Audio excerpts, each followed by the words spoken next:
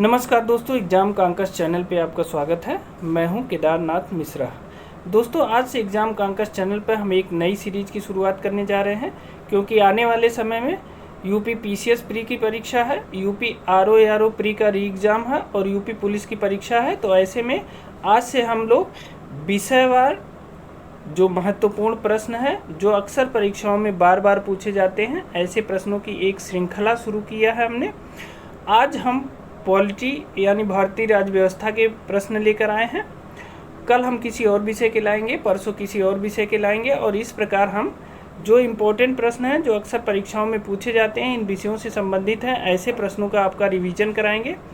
आपको देखने में ये प्रश्न बहुत आसान लगेंगे, आप देखते ही जान जाएंगे, आप इन प्रश्नों को कर लेंगे। लेकिन परीक्षाओं में क्या होता है कि इतना प्रेशर रहता है कि आप इन प्रश्नों को जल्दबाजी में गलत कर जाते हैं, और जब बाद में क्वेश्चन मिलाते हैं आंसर की आने पे, तो आपको लगता है कि अरे ये तो गलती से गलत हो गया और कन्फ्यूजन में गलत हो गया। तो उस कन्फ्यूजन को दूर करने के लिए और ऐसे प्रश्नों की श्रृंखला जो अक्सर परीक्षाओं में पूछी जाती है, बार बार जिनका दोहराव होता है, उन्हें दूर करने के लिए हमने ये सीरीज़ शुरू किया है। तो इस सीरीज़ को आप रेगुलर फॉलो करिए, और जो भी आसान गलतियां आपसे हो जाती हैं, क्योंकि प्री परीक्षा फेल होने का सिर्फ एक कारण है कि आप आसान गलतियां करते हैं। कठिन प्रश्नों से कोई प्री परीक्षा फेल नहीं होता है। तो आसान प्रश्नों की गलतियां आप बिल्कुल न करें, उसी के लिए ये सीरीज़ शुरू की गई है। तो आप ध्यान से शुरू से अंत तक इस वीडियो को देखें और बाद में एनालिसिस करिएगा कि क्या यहाँ से आए हुए प्रश्नों को कभी आपने गलत किया है। अगर आपने किया है तो आप रेगुलर हमें फॉलो करिए, और अगर आपने नहीं किया है तो आपकी जो इच्छा कहे वो करिए, ठीक है। तो चलिए आज इन प्रश्नों की श्रृंखला को शुरू करते हैं। आज हम भारतीय राज्य व्यवस्था के महत्वपूर्ण 30 प्रश्नों को लेकर आए हैं। हम आगे चल के और 30 प्रश्नों को लाएंगे भारतीय राज्य व्यवस्था के, और हर विषय के जो महत्वपूर्ण प्रश्न हैं, जो अक्सर परीक्षाओं में पूछे जाते हैं, उन्हें हम बारी बारी से आपके समक्ष लेकर आएंगे। अगर आप डेली करंट अफेयर्स पढ़ना चाहते हैं तो वो भी एग्जाम कांकस चैनल पे उपलब्ध है, जो एकदम परीक्षा उपयोगी, केवल उन्हीं खबरों की चर्चा की जाती है जो परीक्षा की दृष्टि से बहुत इंपॉर्टेंट है, ठीक है। तो चलिए आज के प्रश्नों की श्रृंखला शुरू करते हैं। आज का हमारा पहला प्रश्न है, किस अधिनियम में भारतवासियों को अपने देश के प्रशासन में कुछ हिस्सा लेना संभव बनाया? ठीक है, तो आपको ये बताना है कि वह कौन सा अधिनियम था जिसने भारतवासियों को अपने देश के प्रशासन में कुछ हिस्सा लेना संभव बनाया। ऑप्शन ए है चार्टर एक्ट 1833, ऑप्शन बी है चार्टर एक्ट 1853, ऑप्शन सी है गवर्नमेंट ऑफ इंडिया एक्ट 1858, और ऑप्शन डी है इंडियन काउंसिल एक्ट 1861। तो किस अधिनियम ने भारतवासियों को अपने प्रशासन में कुछ हिस्सा लेना संभव बनाया? अक्सर ये परीक्षाओं में प्रश्न बार बार पूछा जाता है। तो ये है चार्टर एक्ट 1833, ठीक है, ये ऑप्शन सही है। अब देखिए चार्टर एक्ट 1833 में क्या कहा गया था। देखिए इसमें एक धारा थी 87। कौन सी धारा थी? 87, 87 नंबर की एक धारा थी, और इस धारा में ये कहा गया था कि किसी भी भारतीय अथवा क्राउन की देशज प्रजा, चूँकि क्राउन ने यहाँ का वो ग्रहण कर लिया था भारत का, तो सब लोग भारत के वो उसके क्राउन के प्रजा ही थे। तो कहा गया कि किसी भी भारतीय अथवा क्राउन की देशज प्रजा को अपने धर्म, जन्म स्थान, वंशानुक्रम, वर्ण को कलर के रूप में या किसी अन्य रूप में देखा जा सकता है, इनमें से किसी एक कारणवश कंपनी के अधीन पद अथवा सेवा के अयोग्य नहीं माना जाएगा। तो मतलब अगर वह आदमी योग्य है तो वो चाहे भारत का हो चाहे ब्रिटेन का हो, आवश्यकता अनुसार पद उसे प्रदान किया जाएगा उसकी योग्यता अनुसार, ठीक है ना। तो ऑप्शन ए चार्टर एक्ट 1833 सही है। चलिए दूसरे प्रश्न की तरफ चलते हैं। आज का हमारा दूसरा प्रश्न है, भारतीय विधान पालिका प्रथम बार द्विसदनीय कब बनाई गई? आपको बताना है कि भारतीय विधान पालिका पहली बार द्विसदनीय कब बनाई गई। ऑप्शन ए है 1892 भारतीय काउंसिल एक्ट द्वारा, ऑप्शन बी है 1909 के भारतीय काउंसिल एक्ट द्वारा, ऑप्शन सी है 1919 के भारत सरकार अधिनियम द्वारा, और ऑप्शन डी है 1935 के भारत सरकार अधिनियम द्वारा। तो आपको बताना है कि सबसे पहले किस अधिनियम द्वारा या किस एक्ट द्वारा भारत की विधानसभा पहली बार प्रथम बार द्विसदनी, मतलब उच्च सदन और निम्न सदन में उसको विभाजित किया गया, ये बताना है आपको। तो देखिए ये सबसे पहले कब हुआ था? ये हुआ था ऑप्शन सी सही है, 1919 के भारत सरकार अधिनियम द्वारा। ठीक है दोस्तों, अगर आपको इसमें से किसी भी प्रश्न का उत्तर पता हो तो आप हमारे कमेंट बॉक्स में कमेंट कर सकते हैं। इससे आपका स्वयं का भी मूल्यांकन हो जाएगा। आप ये जान पाएंगे कितने प्रश्न के जवाब आप सही दे पा रहे हैं। अगर आपके प्रश्नों की संख्या ठीक ठाक है तो आपकी तैयारी बहुत अच्छी है। ठीक है, तो चलिए 1919 के भारत सरकार अधिनियम में ऐसा क्या हुआ कि ये कहा जा रहा है कि प्रथम बार द्विसदनी विधान पालिका बनाई गई। तो 1919 के भारत सरकार अधिनियम में क्या हुआ कि ऊपरी सदन और निचले सदन, दो विधान पालिका के दो सदन बनाए गए। ऊपरी सदन को कहा गया काउंसिल ऑफ स्टेट या राज्य परिषद कहा गया। क्या कहा गया? राज्य परिषद या काउंसिल ऑफ स्टेट कहा गया। और यह 5 वर्ष के लिए होता था। कितने वर्ष के लिए? 5 वर्ष के लिए। जबकि निचला सदन जो था उसे सेंट्रल लेजिस्लेटिव असेंबली या केंद्रीय विधानसभा कहा गया। और ये कितने वर्ष के लिए गठित होती थी? ये 3 वर्ष के लिए। तो उस समय भी देखिए, जैसे इस समय राज्यसभा का कार्यकाल 6 साल है या अनवरत चलता रहता है और लोकसभा का कार्यकाल 5 वर्ष है, तो उस समय भी जो उच्च सदन था राज्य परिषद या काउंसिल ऑफ स्टेट, वो 5 साल के लिए गठित होता था। और जो विधानसभा थी या निचला सदन केंद्रीय विधानसभा थी, वो क्या था? वो 3 वर्ष के लिए गठित होता था। ठीक है, चलिए अगले प्रश्न की तरफ चलते हैं। आज का हमारा तीसरा प्रश्न है, स्वतंत्रता के पूर्व के दिनों में प्रारंभ में किसने संविधान निर्मात्री सभा का विचार प्रस्तुत किया था? तो स्वतंत्रता के पहले शुरुआत में ही किसने संविधान निर्मात्री सभा, मतलब संविधान निर्माण के लिए एक सभा के गठन का विचार किसने प्रस्तुत किया था? ऑप्शन ए है एम.एन. राय, ऑप्शन बी है बी.आर. अम्बेडकर, ऑप्शन सी है जवाहरलाल नेहरू और ऑप्शन डी है एनी बेसेंट। तो किसने संविधान निर्मात्री सभा का विचार सबसे पहले प्रस्तुत किया था? तो ये हो जाएंगे ऑप्शन ए एम.एन. राय। ठीक है, एम.एन. राय ने 1934 में ये कहा था कि एक संविधान निर्मात्री सभा का गठन किया जाना चाहिए जिसके माध्यम से जो भारत के लिए एक संविधान का निर्माण करे। ठीक है, तो तीसरे का क्या हो जाएगा? Option A M N. राय। ठीक है, चलिए चौथे प्रश्न की तरफ चलते हैं। आज का हमारा चौथा प्रश्न है, 1946 में निर्मित अंतरिम सरकार में कार्यपालिका परिषद के उपसभापति कौन थे? ठीक है, 1946 में जिस अंतरिम सरकार का गठन हुआ था उसमें कार्यपालिका परिषद के उपसभापति कौन थे? ऑप्शन ए है जवाहरलाल नेहरू, ऑप्शन बी है सी राजगोपालाचारी, ऑप्शन सी है डॉक्टर एस राधाकृष्णन और ऑप्शन डी है डॉक्टर राजेंद्र प्रसाद। तो बताइए कि अंतरिम सरकार में कार्यपालिका परिषद के उपसभापति कौन थे? ये बहुत इंपॉर्टेंट प्रश्न है। देखिए, कार्यपालिका परिषद के उपसभापति थे जवाहरलाल नेहरू। पंडित जवाहरलाल नेहरू को कार्यपालिका परिषद का उपसभापति बनाया गया था। यही जो है संघ संविधान समिति के भी अध्यक्ष थे। किसके थे? संघ संविधान समिति के भी अध्यक्ष कौन थे? जवाहरलाल नेहरू थे। ठीक है, तो इन दोनों तथ्यों को याद रखिएगा। चलिए आज के 5वें प्रश्न की तरफ चलते हैं। आज का हमारा 5वां प्रश्न है, भारतीय संविधान का प्रथम प्रारूप किसने तैयार किया? ऑप्शन ए है बी.आर. अम्बेडकर द्वारा, ऑप्शन बी है बी.एन. राव द्वारा, ऑप्शन सी है के. संथानम द्वारा और ऑप्शन डी है के.एम. मुंशी द्वारा। तो देखिए, आप जानते हैं ये प्रश्न कई बार आपके सामने से गुजरा होगा कि भारतीय संविधान का प्रथम प्रारूप किसने तैयार किया था? ये तैयार किया था बी.एन. राव ने। ठीक है, बी ऑप्शन सही है। भारतीय संविधान का प्रथम प्रारूप बी.एन. राव ने तैयार किया था। ठीक है, चलिए छठे प्रश्न की तरफ चलते हैं। आज का हमारा छठा प्रश्न है, निम्नलिखित में से किस अधिनियम में कलकत्ता में सर्वोच्च न्यायालय की स्थापना का प्रावधान किया गया था? किस अधिनियम में? सबसे पहले किस अधिनियम में कलकत्ता में सर्वोच्च न्यायालय की स्थापना का प्रावधान किया गया? ऑप्शन ए है रेगुलेटिंग एक्ट 1773, ऑप्शन बी है पिट का भारत अधिनियम 1784, ऑप्शन सी है चार्टर एक्ट 1813 और ऑप्शन डी है चार्टर एक्ट 1833। तो किस अधिनियम के तहत कलकत्ता में सर्वोच्च न्यायालय की स्थापना का प्रावधान किया गया? वो था रेगुलेटिंग एक्ट 1773। ठीक है, 1773 रेगुलेटिंग एक्ट के तहत कलकत्ता में सर्वोच्च न्यायालय की स्थापना का प्रावधान किया गया और 1774 में कलकत्ता में सर्वोच्च न्यायालय की स्थापना कर दी गई थी। ठीक है ना। चलिए 7वें प्रश्न की तरफ चलते हैं। 1935 का गवर्नमेंट ऑफ इंडिया एक्ट क्यों महत्वपूर्ण है? आपको बताना है कि 1935 का गवर्नमेंट ऑफ इंडिया एक्ट क्यों महत्वपूर्ण है। आपके ऑप्शन है, ऑप्शन ए है, यह भारतीय संविधान का प्रमुख स्रोत है। ऑप्शन बी है, इसके द्वारा भारत को स्वतंत्रता मिली। ऑप्शन सी है, इसमें भारत विभाजन उल्लिखित है। और ऑप्शन डी है, इसके द्वारा रियासतें समाप्त हुई। तो आप बताइए कि 1935 का गवर्नमेंट ऑफ इंडिया एक्ट क्यों महत्वपूर्ण है।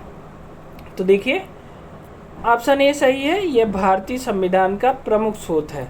तो भारतीय संविधान के निर्माण में 1935 के गवर्नमेंट ऑफ इंडिया एक्ट का बहुत बड़ा योगदान है। 1935 के एक्ट से बहुत से सारे अनुच्छेद आईजीटी संविधान में शामिल कर लिए गए हैं। तो आप देखिए आज का हमारा 8वां प्रश्न है, संविधान सभा की प्रथम बैठक की अध्यक्षता किसने की थी? क्या है? संविधान सभा की प्रथम बैठक की अध्यक्षता किसने की थी? बहुत आसान सा प्रश्न है, अक्सर आपके सामने परीक्षाओं में आया होगा। आप इसका उत्तर भी जानते होंगे, अगर जानते हैं तो कमेंट बॉक्स में तुरंत कमेंट करिए। ठीक है, संविधान सभा की प्रथम बैठक की अध्यक्षता किसने की? ऑप्शन ए है doctor Rajendra Prasad, option B है डॉक्टर सच्चिदानंद सिन्हा, ऑप्शन सी है डॉक्टर भीमराव अंबेडकर और ऑप्शन डी है मौलाना अबुल कलाम आज़ाद। तो संविधान सभा की प्रथम बैठक की अध्यक्षता किसने की थी? ये की थी डॉक्टर सच्चिदानंद सिन्हा ने। ठीक है, बी ऑप्शन सही है। ठीक है, अब ये बताइए कि ये प्रथम बैठक हुई कब थी? ये भी अक्सर परीक्षाओं में पूछा जाता है। तो संविधान सभा की प्रथम बैठक हुई थी 9 दिसंबर 1946 को। कब हुई थी? 9 दिसंबर 1946 को हुई थी। और जिसकी अध्यक्षता किसने किया था? डॉक्टर सच्चिदानंद सिन्हा ने किया था। ठीक है, चलिए आज का हमारा 9वां प्रश्न है, भारत को एक संविधान देने का प्रस्ताव संविधान सभा द्वारा पारित किया गया था। भारत को एक संविधान देने का प्रस्ताव संविधान सभा द्वारा पारित किया गया था। आपको वो तिथि बतानी है और साथ ही इस प्रश्न को पढ़ने के बाद आप स्वयं का मूल्यांकन करिएगा और सोचिएगा जब ये प्रश्न आया था तो आपने सही किया था या गलत किया था। देखने में तो ये बहुत आसान प्रश्न है, लेकिन अक्सर परीक्षाओं में ये प्रश्न गलत होने की संभावना सबसे ज़्यादा रहती है। तो देखिए ऑप्शन ए है जनवरी 22, 1946, ऑप्शन बी है फरवरी 20, 1947, ऑप्शन सी है जनवरी 22, 1947 और ऑप्शन डी है जुलाई 26, 1946। तो भारत को एक संविधान देने का प्रस्ताव संविधान सभा द्वारा पारित किया गया। ये कब किया गया? ये किया गया जनवरी 22, 1947 को। ठीक है, तो 22 जनवरी 1947 को संविधान सभा ने भारत को एक संविधान देने का प्रस्ताव प्रस्तुत किया था। ठीक है, तो सी ऑप्शन सही है। चलिए आज का हमारा 10वां प्रश्न है, भारत की संघात्मक व्यवस्था निम्नलिखित में से किस देश से ली गई है? आपको बताना है कि भारत में जो संघीय व्यवस्था है वो किस देश से लिया गया है। ऑप्शन ए है कनाडा, ऑप्शन बी है यूनाइटेड किंगडम, ऑप्शन सी है संयुक्त राज्य अमेरिका और ऑप्शन डी है आयरलैंड। तो भारत की संघात्मक व्यवस्था किस देश से ली गई है आप बताइए। ऑप्शन ए कनाडा सही है, भारत में संघात्मक व्यवस्था कनाडा से ली गई है। दोस्तों इस प्रश्न को आयोग दो तरह से पूछता है, कभी कभी वो डायरेक्ट कनाडा न देकर ब्रिटिश नॉर्थ अमेरिका अधिनियम से कह देता है। अगर इसकी जगह कभी कभी ये दे दे कि ब्रिटिश नॉर्थ अमेरिका अधिनियम, कौन सा? ब्रिटिश नॉर्थ अमेरिका अधिनियम वो ऑप्शन में दे दे तो आप समझ लीजिएगा कि वो कनाडा की ही बात कर रहा है। तो अगर दोनों तरह से ये प्रश्न पूछा जाता है, डायरेक्ट वो कनाडा दे या ब्रिटिश नॉर्थ अमेरिका अधिनियम दे, दोनों सही है, तो संघात्मक व्यवस्था कनाडा से ली गई है। ठीक है, आप एक्स्ट्रा जानकारी के रूप में उसको रखिएगा या नोट कर लीजिएगा। ठीक, 11वें प्रश्न की तरफ चलते हैं। आज का हमारा 11वां प्रश्न है, राज्यसभा के गठन में प्रतिभा, अनुभव एवं सेवा को प्रतिनिधित्व देने में भारतीय संविधान निर्माता निम्नांकित उदाहरण से प्रभावित हुए थे। ठीक है, तो राज्यसभा में जो लोग मनोनीत किए जाते हैं प्रतिभा, अनुभव एवं सेवा के आधार पे, तो ये कहाँ से लिया गया है? ऑप्शन ए है आयरिश गणतंत्र, ऑप्शन बी है कनाडा, ऑप्शन सी है संयुक्त राज्य अमेरिका और ऑप्शन डी है ऑस्ट्रेलिया। तो देखिए राज्यसभा के गठन में प्रतिभा, अनुभव एवं सेवा को प्रतिनिधित्व देने में भारतीय संविधान निर्माता आयरिश गणतंत्र से प्रभावित हुए थे। ठीक है ना, तो ए ऑप्शन सही है, इसको याद रखिएगा, बहुत बार ये प्रश्न पूछा गया है। देखिए आज का हमारा 12वां प्रश्न है, संविधान सभा में उद्देश्य प्रस्ताव निम्न में से किस एक के द्वारा प्रस्तुत किया गया था? ठीक है, तो उद्देश्य प्रस्ताव की बात पूछ रहा है और संविधान सभा में इसे किसने प्रस्तुत किया था? ऑप्शन ए है doctor B.R. Ambedkar, option B है पंडित जवाहरलाल नेहरू, ऑप्शन सी है डॉक्टर राजेंद्र प्रसाद और ऑप्शन डी है डॉक्टर C.D. देशमुख। तो उद्देश्य प्रस्ताव को किसने प्रस्तुत किया था? ये प्रस्तुत किया था पंडित जवाहरलाल नेहरू ने। ठीक है, ये कब प्रस्तुत किया था इन्होंने? ये प्रस्तुत किया था 13 दिसंबर 1946 को। तो 13 दिसंबर 1946 को पंडित जवाहरलाल नेहरू ने उद्देश्य प्रस्ताव पेश किया था और यही उद्देश्य प्रस्ताव आगे चलकर क्या बन गया? उद्देशिका बन गया। ठीक है, यही उद्देश्य प्रस्ताव आगे चलकर उद्देशिका में कन्वर्ट हो गया। ठीक है, तो बी ऑप्शन सही है। चलिए 13वें प्रश्न की तरफ चलते हैं। देखिए, भारतीय संविधान को बनाने हेतु भारतीय संविधान सभा के कुल कितने अधिवेशन हुए थे? आपको पता होगा, आप जान भी रहे होंगे, बहुत आसान सा प्रश्न है। तो अगर आपको इसका उत्तर पता है तो जल्दी से कमेंट करिए। भारतीय संविधान को बनाने हेतु भारतीय संविधान सभा में कुल कितने अधिवेशन हुए? ऑप्शन ए है 7, ऑप्शन बी है 9, ऑप्शन सी है 12 और ऑप्शन डी है 15। तो देखिए, इसके उत्तर दो तरह से आते हैं। कभी कभी इसका उत्तर 11 अधिवेशन हो जाता है और कभी कभी इसका उत्तर 12 अधिवेशन हो जाता है। तो देखिए, जो संविधान सभा के बनाने के लिए जो अधिवेशन हुए थे वो कुल 11 हुए थे, लेकिन जो 12वां अधिवेशन है, ठीक है, 11वें अधिवेशन के अंतिम दिन 26 नवंबर 1949 को संविधान को अंगीकृत किया गया। लेकिन 11 अधिवेशन के बाद 24 जनवरी 1950 से फिर से संविधान सभा इकट्ठी हुई और उसने जो है संविधान सभा के जो सदस्य थे उन्होंने उस पर हस्ताक्षर किया था। ठीक है, कब? 24 जनवरी 1950 को। तो 11 अधिवेशन के बाद जो 12वां अधिवेशन हुआ वो हस्ताक्षर के लिए हुआ, लेकिन उसको जोड़ लिया जाता है कि कुल 12 अधिवेशन हुए। तो अगर प्रश्न उत्तर में 12 अधिवेशन है तो आप 12 ही मारिएगा, लेकिन अगर 11 अधिवेशन है तो ये भी आप 11 मार देंगे तो ये भी गलत नहीं होगा। ठीक है, तो चलिए, आप इस प्रश्न से सहमत हैं? संविधान को बनाने हेतु भारतीय संविधान सभा में कुल कितने अधिवेशन हुए? 12 अधिवेशन हुए। ठीक, देखिए हमारा 14वां प्रश्न है, संविधान सभा की प्रांतीय संविधान समिति का अध्यक्ष कौन था? ऑप्शन ए है doctor B.R. Ambedkar, option B है doctor Rajendra Prasad, option C है सरदार पटेल और ऑप्शन डी है पंडित जवाहरलाल नेहरू। तो देखिए, प्रांतीय संविधान समिति का अध्यक्ष, अगर आपको इस प्रश्न का उत्तर पता है तो तुरंत कमेंट करिए। प्रांतीय संविधान समिति के अध्यक्ष कौन थे इसमें? वो थे सरदार पटेल। सी ऑप्शन सही है। ठीक है, अगर आपसे यही पूछा जाए कि संघीय संविधान समिति के अध्यक्ष कौन थे, ठीक है, संघीय संविधान समिति के अध्यक्ष कौन थे, तो वो हो जाएंगे पंडित जवाहरलाल नेहरू। ठीक है, तो इन दोनों में अंतर करिएगा। प्रांतीय संविधान समिति के अध्यक्ष थे सरदार पटेल और संविधान सभा की संघीय संविधान समिति के अध्यक्ष थे पंडित जवाहरलाल नेहरू। ठीक है, चलिए 15वें प्रश्न की तरफ चलते हैं। भारतीय संविधान में मौलिक कर्तव्यों का विचार कहाँ से लिया गया है? आपको बताना है कि भारतीय संविधान में मूल कर्तव्य या मौलिक कर्तव्य कहाँ से लिए गए। ऑप्शन ए है अमेरिकन संविधान से, ऑप्शन बी है ब्रिटिश संविधान से, ऑप्शन सी है रूस से और ऑप्शन डी है फ्रांस के संविधान से। तो मूल कर्तव्य कहाँ से लिए गए हैं? मूल कर्तव्य लिए गए हैं रूस के संविधान से या पूर्व सोवियत संघ, जिसे पहले USSR कहा जाता था, तो पूर्व सोवियत संघ से ये मौलिक कर्तव्यों का विचार लिया गया है। ठीक है, तो सी ऑप्शन सही है। चलिए 16वें प्रश्न की तरफ चलते हैं। 16वां प्रश्न हमारा, लिखित संविधान का प्रारंभ किस देश से हुआ? ठीक है, लिखित संविधान का प्रारंभ किस देश से हुआ? ऑप्शन ए है जापान, ऑप्शन बी है भारत, ऑप्शन सी है ब्रिटेन और ऑप्शन डी है अमेरिका। तो लिखित संविधान का प्रारंभ कहाँ से हुआ? ये होगा अमेरिका से। डी ऑप्शन सही है। लिखित संविधान का प्रारंभ सबसे पहले कहाँ से हुआ? अमेरिका से हुआ है, ये आपको पता होगा। चलिए 17वें प्रश्न की तरफ चलते हैं। निम्नलिखित में से कौन सा एक सही सुमेलित नहीं है? आपको बताना है कि निम्न में से कौन सा एक सही सुमेलित नहीं है। ऑप्शन ए है मूल कर्तव्य भाग 14 का, ऑप्शन बी है राज्य भाग 6। देखिए, मूल कर्तव्य भाग 4 का दिया है, ठीक है, 14 नहीं है, सॉरी। मूल कर्तव्य भाग 4 का दिया है, राज्य दिया है भाग 6, भारत का महान्यायवादी भाग 13 दिया है, और संघ और राज्यों के अधीन सेवाएं ये कितना है, ये भाग 14 दिया है।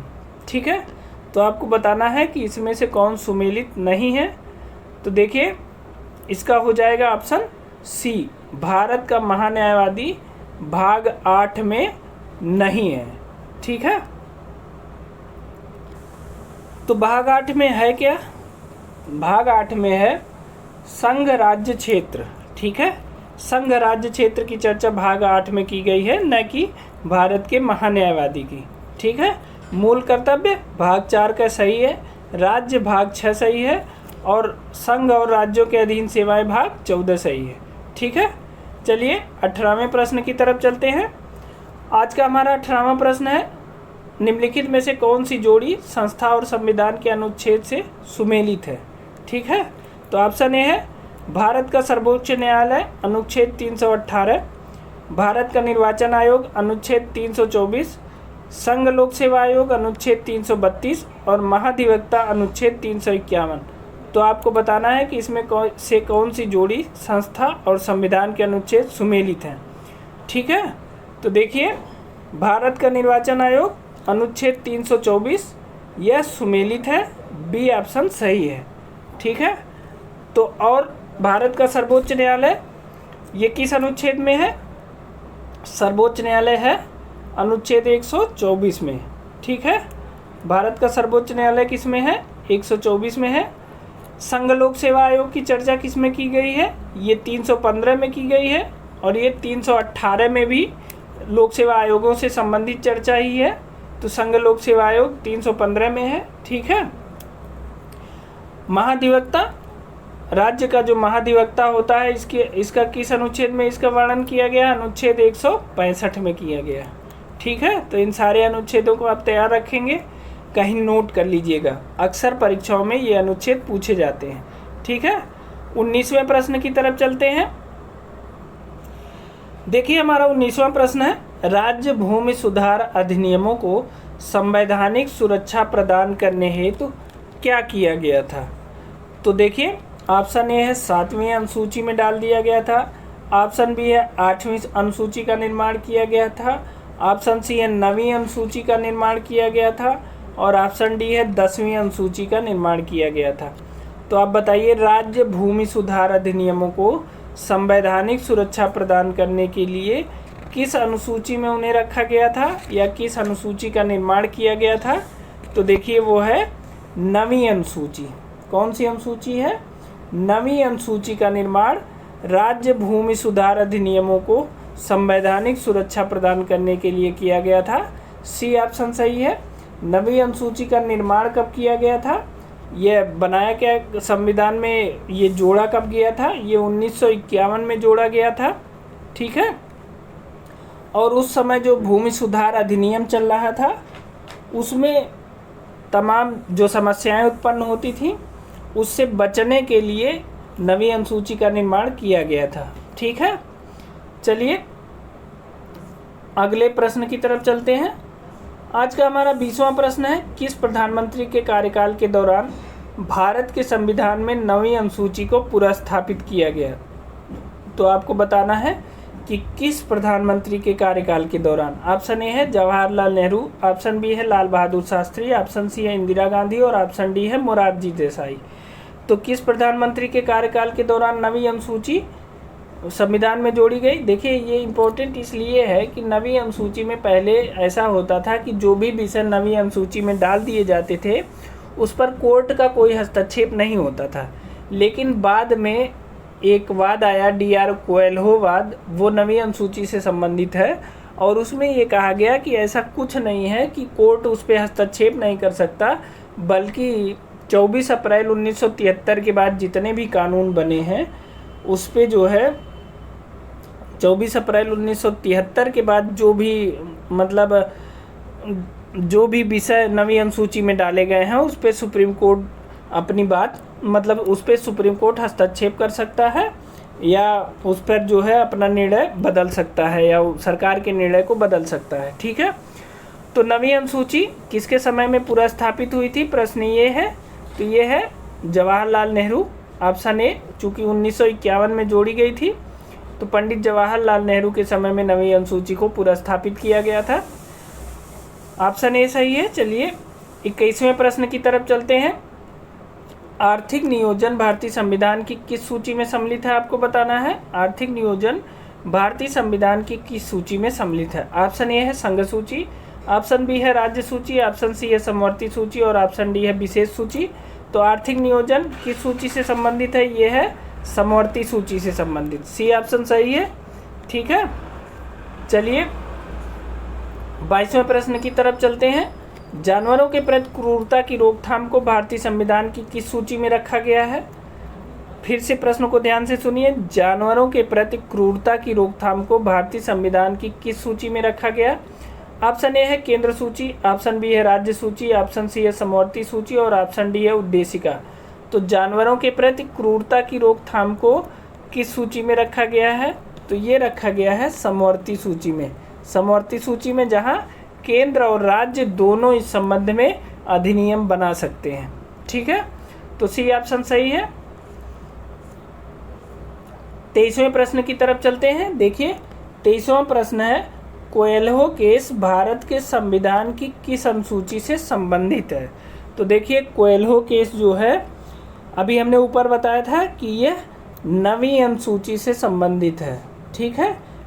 ऐसा होता था कि पहले जो भी विवादित विषय थे, सरकारें उसे नवीं अनुसूची में डाल के उसे सुरक्षित कर देती थी, ताकि कोर्ट जो है उन विषयों के संबंध में कुछ न कर पाए। लेकिन 2007 में आई.आर. कोएल्हो का एक केस था, जिसके संबंध में सुप्रीम कोर्ट ने एक निर्णय दिया आई.आर. कोएल्हो बनाम तमिलनाडु राज्य के मामले में, कि 24 अप्रैल 1973 के बाद, कब 24 अप्रैल 1973 के बाद नवीं अनुसूची में जो भी विषय शामिल किए गए हैं, सुप्रीम कोर्ट इसकी न्यायिक समीक्षा कर सकती है। और किस आधार पे, अनुच्छेद 21, अनुच्छेद 14 और अनुच्छेद 19 में प्रतिबिंबित मूल ढांचे के आधार पर सुप्रीम कोर्ट इसकी न्यायिक समीक्षा कर सकती है।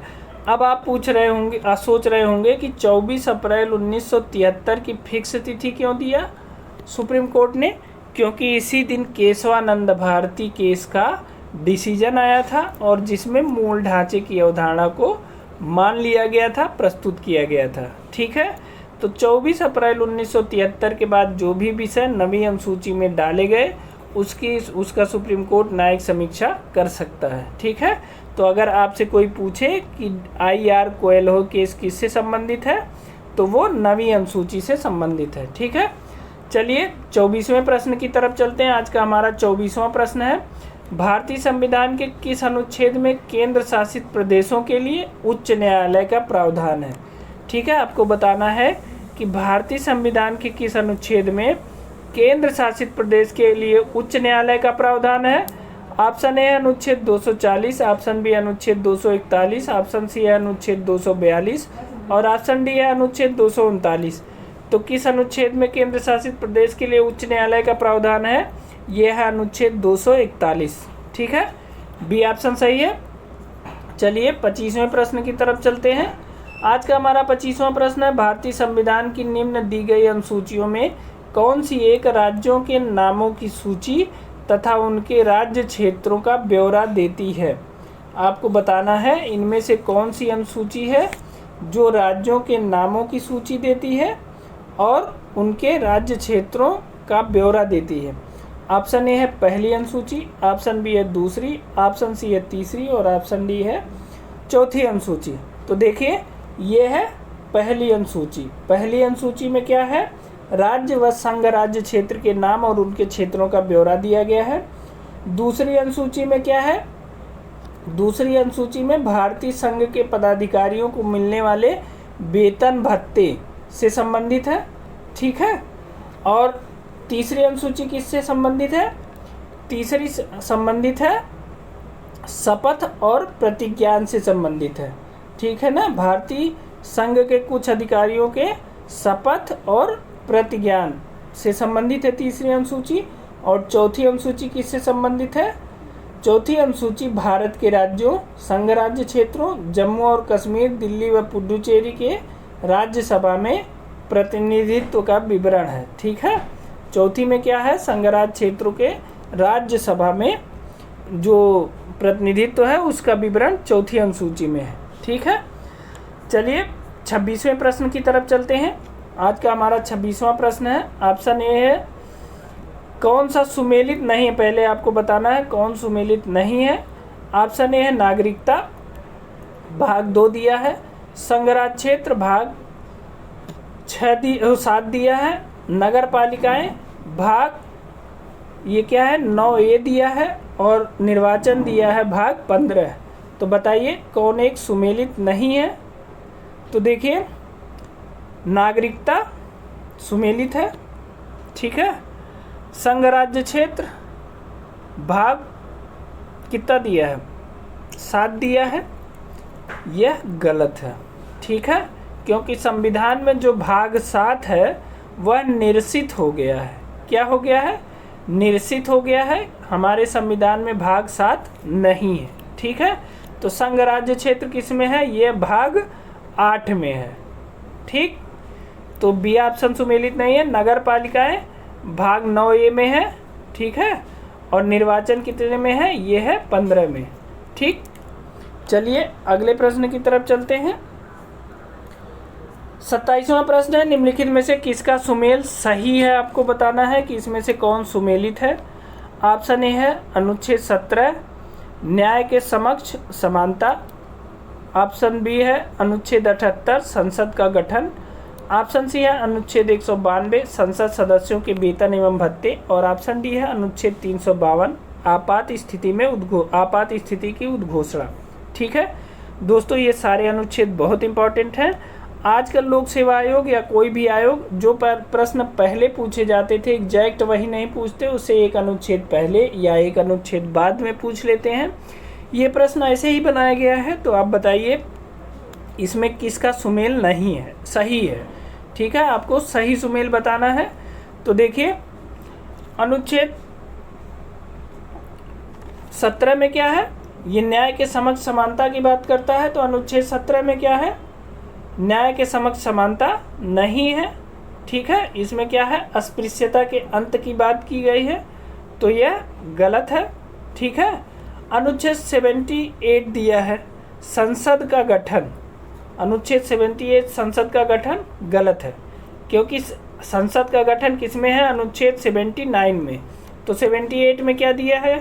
78 में दिया है कि राष्ट्रपति को जानकारी देने के संबंध में प्रधानमंत्री के कर्तव्य, मतलब सरकार काम क्या कर रही है, क्या निर्णय ली है, क्या करने वाली है, इसके संबंध में प्रधानमंत्री का यह कर्तव्य है कि वह समय समय पर राष्ट्रपति से मिलकर उनको इन विषयों की जानकारी देते रहें। ठीक है, अपने सरकार के कार्यों से संबंधित। तो ये अनुच्छेद 78 में है। ठीक है, संसद का गठन है अनुच्छेद 79 में। अनुच्छेद 192 संसद सदस्यों के वेतन एवं भत्ते। तो ये गलत है। संसद सदस्यों के वेतन एवं भत्ते किससे संबंधित है? 106 से संबंधित है। ठीक है, संसद सदस्यों के वेतन भत्ते अनुच्छेद 106 में है। और संसद सदस्यों के विशेषाधिकार किस में है? अनुच्छेद 105 में है।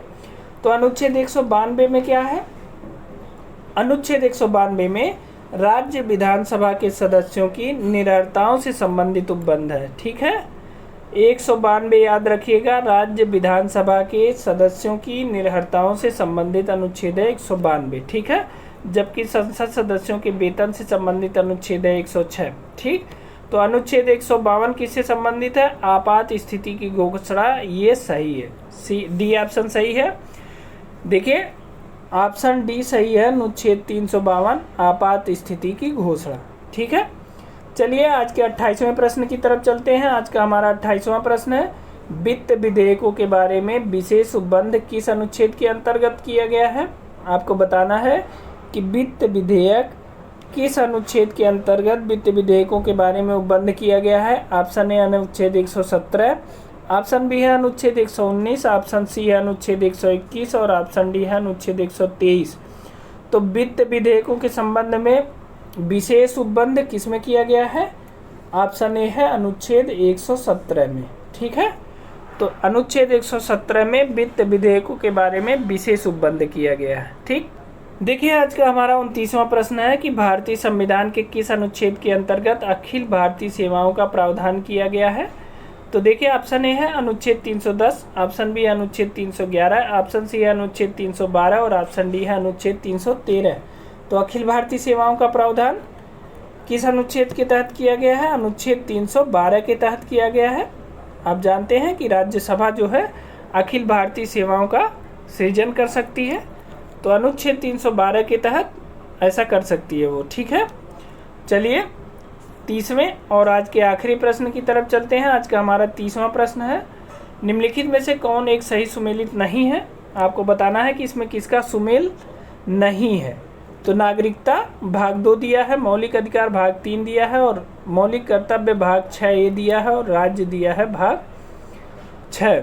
ठीक है, तो इसमें से कौन सुमेलित नहीं है आपको बताना है। तो देखिए नागरिकता भाग 2 सही है, मौलिक अधिकार भाग 3 सही है, मौलिक कर्तव्य भाग 4A गलत है। ये क्या है? भाग 6A दिया है, भाग 4A में है। ठीक है, भाग 6A नहीं है, मौलिक कर्तव्य भाग 4A में है और राज्य भाग 6 में है। ठीक है, चलिए तो इसका सी ऑप्शन सही है। तो दोस्तों ये थे आज के हमारे 30 इम्पोर्टेंट प्रश्न। आप इन प्रश्नों को पढ़े होंगे तो आप ये बिल्कुल समझ जाएंगे कि ये प्रश्न उन जगहों से बनाए गए हैं जहां अक्सर कन्फ्यूजन क्रिएट होता है, जहां से प्रश्नों के गलत होने के चांस बहुत रहते हैं। ओवर कॉन्फिडेंस में हम इन प्रश्नों को दोहराते नहीं हैं और परीक्षाओं के समय इन्हें गलत करके चले आते हैं। तो ये थी आज की हमारी पूरी वीडियो। इस वीडियो को देखने के लिए आपको बहुत बहुत धन्यवाद। अगर आप इन प्रश्नों की PDF लेना चाहते हैं तो आप हमारे टेलीग्राम चैनल से जुड़ जाइए, वहाँ पे इन प्रश्नों की PDF उपलब्ध है, आप उसे डाउनलोड कर सकते हैं। टेलीग्राम चैनल का लिंक हमने डिस्क्रिप्शन बॉक्स में दे दिया है। और दोस्तों अगर आप इस चैनल पर नए हैं तो आप इस चैनल को सब्सक्राइब ज़रूर कर लीजिए।